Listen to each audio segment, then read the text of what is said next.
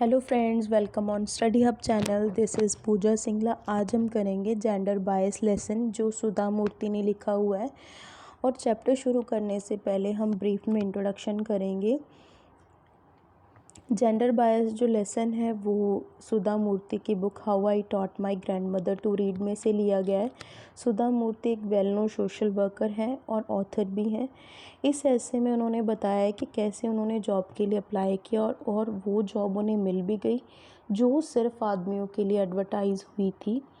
सुधा मूर्ति ने अपना जो प्रोफेशनल करियर था वो कंप्यूटर साइंस इंजीनियरिंग में शुरू किया और अभी रिसेंट वो चेयरपर्सन है इन्फोसिस फाउंडेशन की।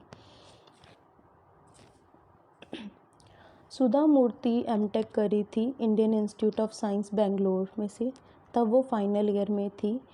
एक दिन उन्होंने क्या देखा, एडवर्टाइजमेंट को जो उनके कैंपस के नोटिस बोर्ड पे लगा हुआ था टेल्को कंपनी की तरफ से।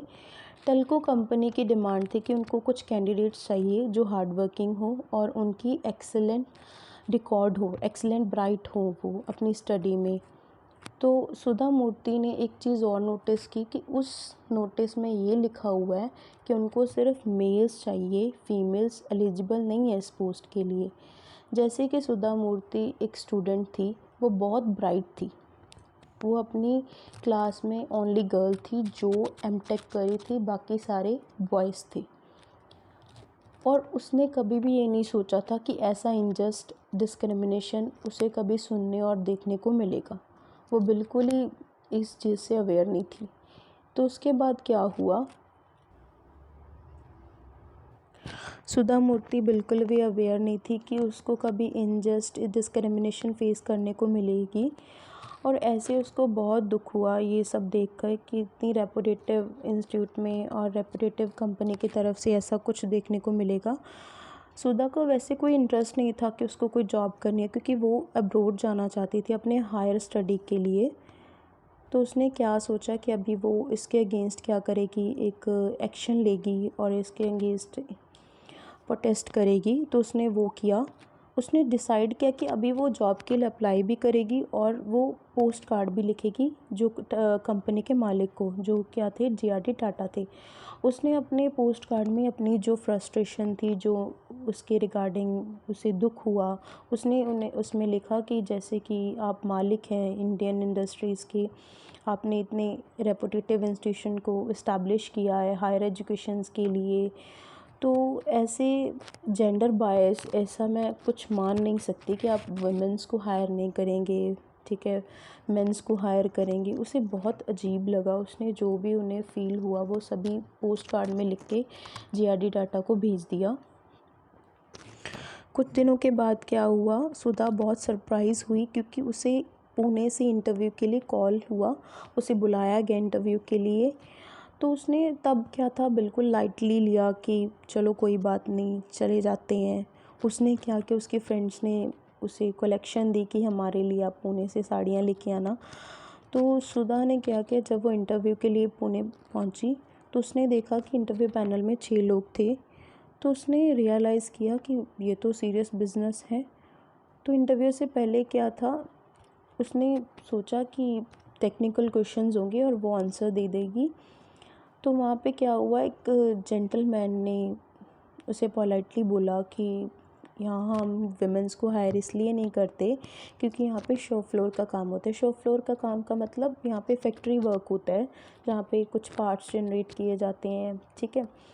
तो हमारी पॉलिसी के अकॉर्डिंग कंपनी विमेंस को हायर नहीं करती।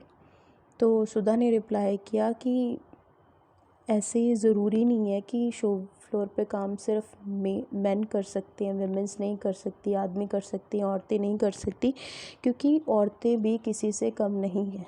उसने ये जब रिप्लाई किया तो जो इंटरव्यू पैनल में बैठे मेंबर्स थे वो बहुत इम्प्रेस हुए और उन्होंने सुधा को हायर कर लिया। तो सुधा मूर्ति बताती है कि women must be given chance to prove their worth as they were as capable as men। कहती है कि औरतों को भी चांस मिलना चाहिए अपनी कीमत बताने के लिए, अपनी जो उनकी इम्पोर्टेंस है कि वो भी आदमियों से कम नहीं है।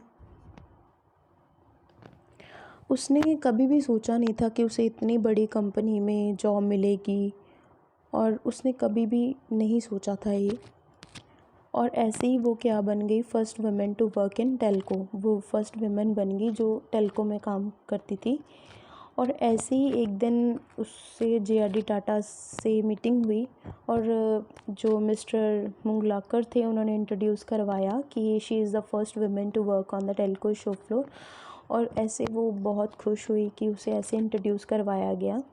और ऐसे ही काम करते करते उन्होंने उनकी मीटिंग जो थी नारायण मूर्ति से हुई, जो कि कर्नाटका के थे, और उन दोनों ने शादी कर ली। ऐसे ये जो स्टोरी है जेंडर बायसनेस पे थी। और सुधा मूर्ति के कुछ छोटे से स्टेप से क्या हुआ, अभी हमारे जो इंजीनियर्स कंपनीज़ है, कॉलेजेस हैं, वहाँ पे क्या है 50 to 60% विमेंस काम करती हैं, विमेंस पढ़ती हैं। और ऐसे ही सुधा मूर्ति के छोटे से स्टेप ने बहुत ज़्यादा इम्प्रूवमेंट लाई और एवोल्यूशन लेके आई वो टेक्नोलॉजी की दुनिया में। और ऐसे ही यहाँ पे हमारी वीडियो ख़त्म होती है। Thank you for watching.